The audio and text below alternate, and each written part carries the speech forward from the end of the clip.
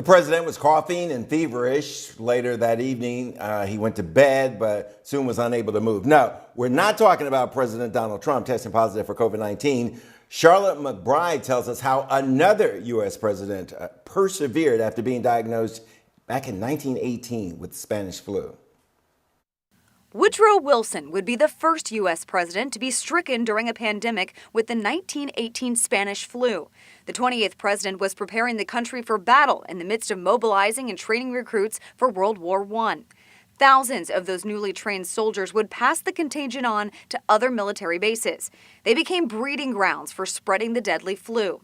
In 1918, President Wilson's secretary, daughter, and members of the Secret Service became ill during the outbreak.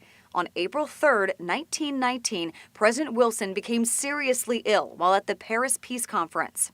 His doctor diagnosed that the president's violent coughing and inability to breathe was because he was suffering the Spanish flu.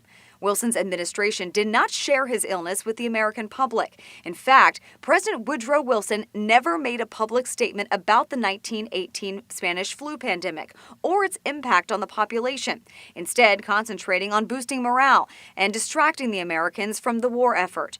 Although President Wilson would recover from the flu, he would suffer a stroke 6 months later, incapacitating him for the remainder of his term.